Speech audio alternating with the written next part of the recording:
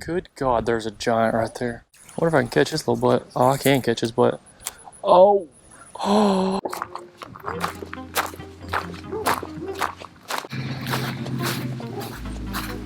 What's up, everybody? Welcome back to another episode of Darian is Fishing. And today I'm actually at, I don't think this pond is public necessarily, but I'm sure you could fish it if you were around and asked. But it's at Duckett Marine in Guntersville, Alabama. Right behind it, there's a pond that supposedly they bring fish from Guntersville and put it in here. So there is some big ones in here. And yeah, I've got me 2 rods. I've got a whopper plopper and a fluke tied on. Got my backpack with some more tackle in it. And yeah, gonna give us a couple hours and see if I can catch some fish in here. The pond's pretty big. I mean, I don't know like how many acres it is, whatever, but it's big enough that they actually test boats in here. So it's quite a good size. But first I see over here, right over here, I see some grass that's kind of, I don't know if it's matted up or if it's just blown in over in this back pocket, and it's real slick over here. So I'm gonna start over here in this corner. Anyhow, switch over to Chesty. I'll see y'all, or y'all see me in just a second. I'm gonna start with the whopper plopper and just see what it does. May not fish with it for long, but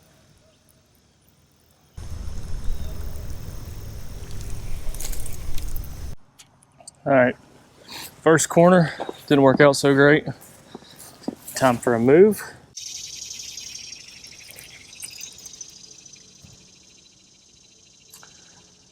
Well, I'm starting to see little bass and stuff. Right, y'all can see how this grass is growing. Like this part, obviously, I can't fish in, which I probably definitely should have brought a frog because it looks like it's canopied underneath it. But there's a lot of like brim, and even I'm seeing some small bass traveling the outside edge of this grass.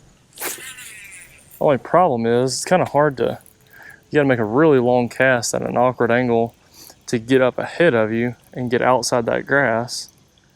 But every time I'm having to bring that, like right now, I'm bringing my bait through the grass and it gets caught up in the treble hooks. But since I don't have all my tackle, I don't really have a lot of options. So I'll just keep fighting it.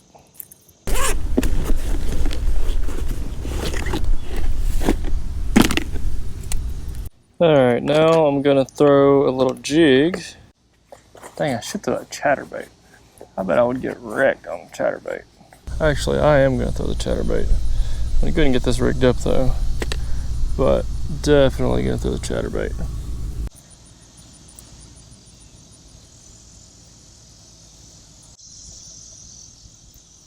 Tie a Palomar knot.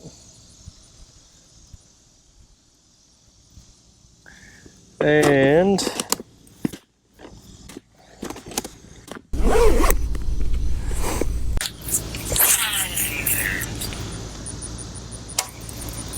oh yeah, this feels a lot better. Because I feel like the fish, I mean, I don't know, but I know this pond has got some fish in it, but I can't, like just walking around the entire pond so far, I haven't seen any. So that makes me think they're probably a little bit off the bank, and that fluke, I couldn't like keep it down there on them. But the thing is, the bottom of the lake, or the bottom of this pond is so grassy that you can't really fish a jig in it. Hope I don't hang this dang chatterbait up.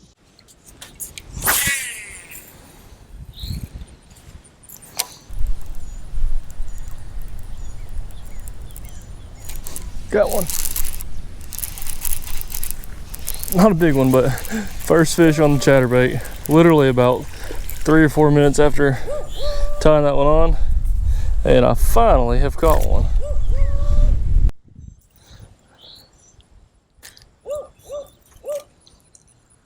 Little guy, but hey, it's still fun.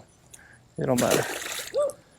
Honestly, I wish I had a green pumpkin color or like a brim color chatterbait instead of this shad one, because I feel like this pond, that might be why I'm not getting bits, because I only had shad color stuff. I feel like a bass will eat it, but might be more attractive if it matched the forage a little bit better.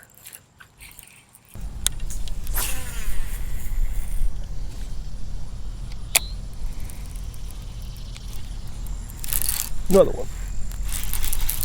This one feels a little bit better. Out there in the dead middle, it's like a little shallow spot. It's like a little shallow pocket on the very end of this pond. Oh, came off, you sucker. Go back out there. That one looked to be a little bit better. Looked like about 3 pounds. Well, my only 2 fish or bites that I've had, fish that I've caught, came nearly in the exact same spot.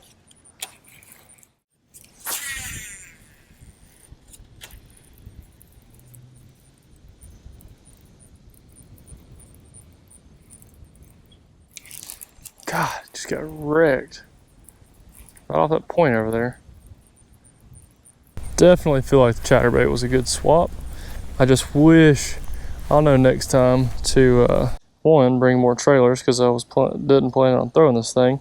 2, make sure I have a brim color instead of this shad color.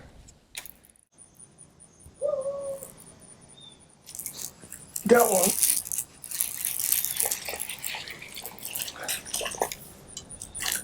Oh, spit it. Don't. Oh, you stupid. Don't you hate when they come off, like trying to get them, then they get lost in all the weeds? There we go. Another little one. But hey, it's still fun. Sometimes size does not matter. Sometimes. Size does not always matter on everything. I figured out that slow rolling this chatterbait is definitely a way to get some bites. And I'm just ticking it over the top of that grass. As soon as I feel the grass, I just hop it free. And that's how I basically got all of my bites. I just know that if I can feel them hitting it, like I've got several bites that I didn't catch. And I know that if I had a different color chatterbait on, they would probably commit to it a lot more.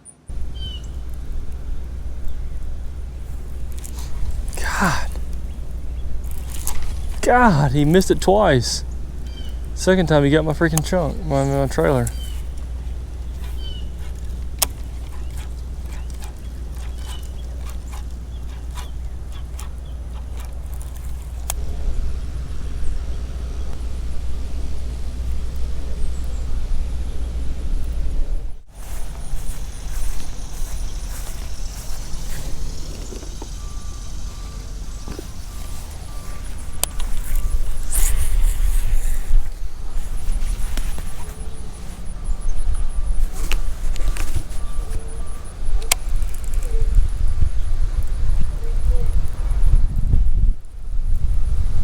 Good God, there's a giant right there.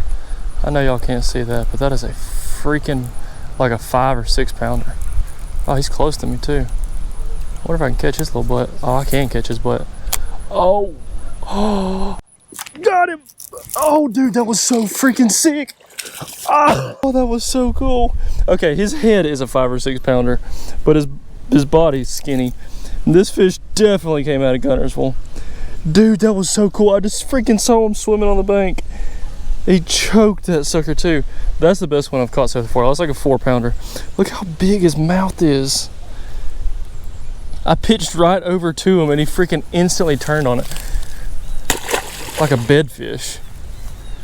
That was freaking awesome.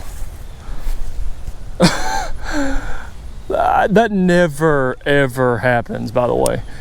But he, like, as soon as he saw my cast coming in, he turned around and I made one little pitch at him and instantly he went up and got it. Like, from this freaking close. I really hope y'all saw that. Or I hope that was on camera. That was so cool. That crap right there never happens. Normally when you spook one at the pond, a million times he ain't gonna bite.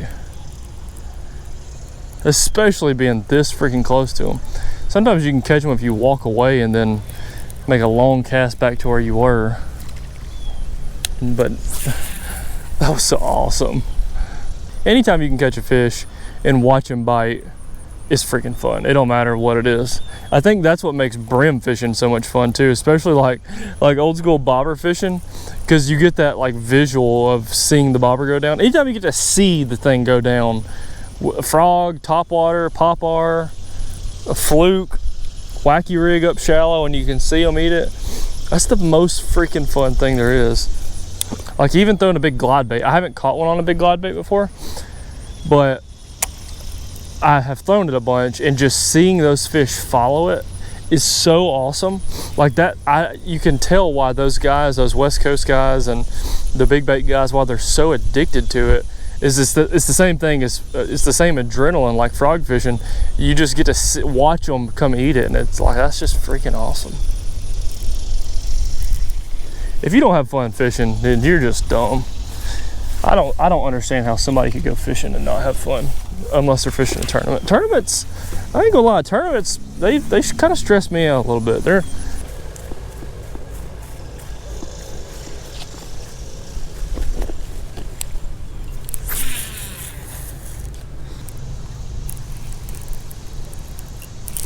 got one.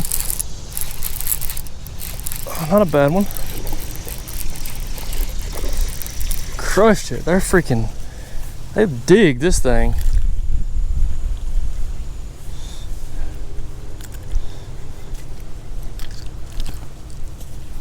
Pretty little chunk. Not bad, not bad. And toss him over the grass.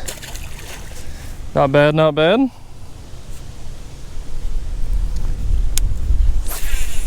Throw right back out to that same spot.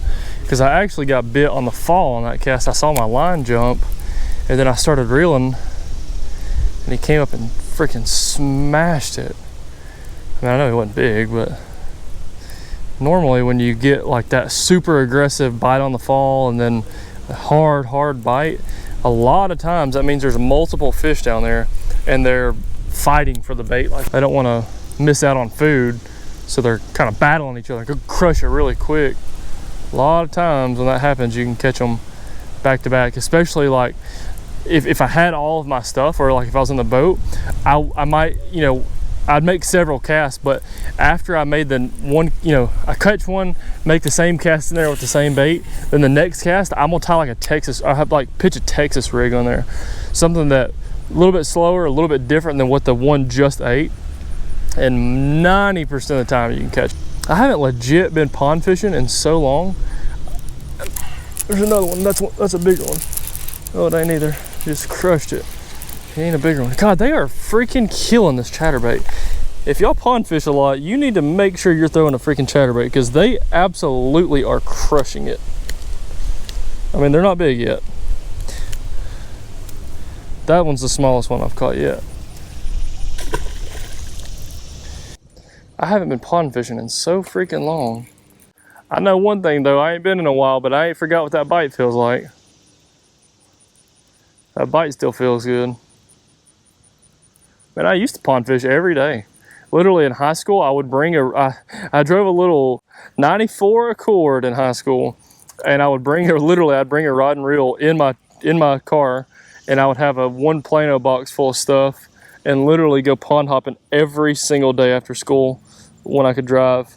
We had one pond we called the post office pond, and this was sketchy and probably illegal. Actually, definitely illegal. We would park at the post office, jump their fence onto someone else's property who we did not have permission to fish their pond. But the good thing about it was hidden behind the trees from their house, so they couldn't see us back there. But this pond was juice. It was super small. It had a little bitty tiny dock on it. It was literally, the pond was the size of like what I'm fishing, just this little size right here. Not all of that, but literally just this one side of the pond. And they would bite every single cast in there, but we were so scared to be in there, we would fish it for like 10 minutes and run and jump back over the fence. 100% illegal. We did not have permission to fish it. I would not, if you're any kids watching this video, I would not recommend you do that, because there's a good chance you can get in a lot of trouble. I also feel like parking at the post office to do that, like I think there's something against that too. So we double broke the law on that, but it was definitely worth it. We found that pond on freaking Google Earth too. That was back in the good old days. Get a can of dip from somebody at school, sneaking back there dipping, you know, doing hood rat stuff. Hey, go by the gas station and ask somebody if they buy you a can of dip, but they probably wouldn't. Then they would just tell your mom that you you know, wanted a can of dip earlier. Then when you get home, you get asked from your parents, why you asked Mr. Johnson to buy you a can of dip, and you say you didn't, but Mr. Johnson told your mom that you did. So then you got in a lot of trouble and you didn't even dip. That's the kind of bag we got on. We stayed sneaking a couple dips too. Just plug up. All right, this is my last cast. I've got my fix in for the day. Caught me 5 or 6. I don't even remember how many I've caught. Maybe 7. Missed about 3 before I realized that they weren't. Those fish on that back wall, for some reason, they weren't biting it good, and you had to like super let them get it. And I missed like 3 in a row because of that. And then once I realized that, I caught every other one of them. But then the fish, when I got on, for some reason, I said last cast on the last one. The fish on this side, for some reason, they're just freaking gagging it. I mean, they coming and chomping it. I don't know why that is, or if that's just a coincidence, but I missed the piss out of them the first time. And then once I started doing that, I started catching them. So, as y'all have seen, the chatterbait has been my weapon for the day. This is actually a JackHammer.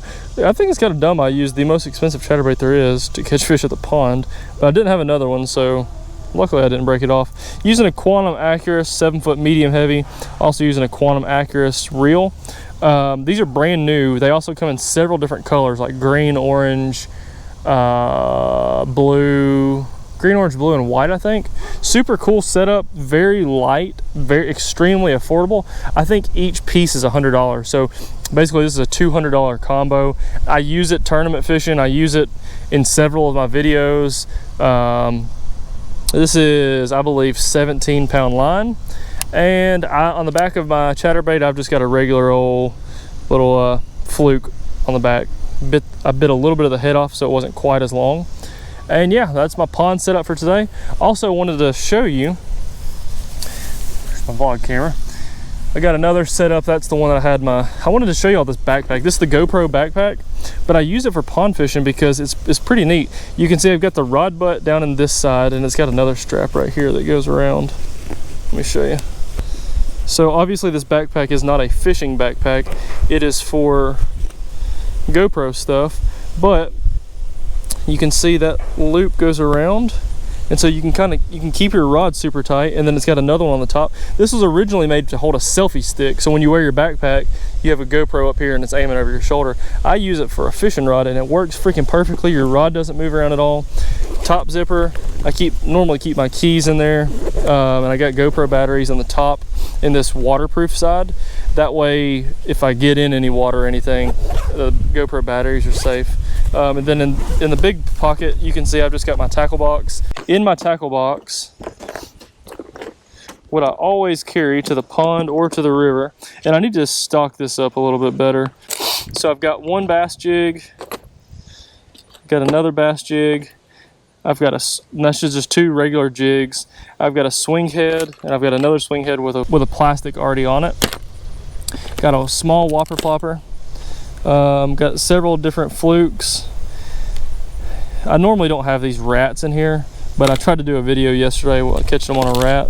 That didn't work, but anyhow, got 2 EWG hooks, 1 weight, got jig trailers, and I've got trailers for that wobble head. So that's kind of like the most basic setup of fishing stuff you can use, but I think it's important when you're pond fishing to keep this simple.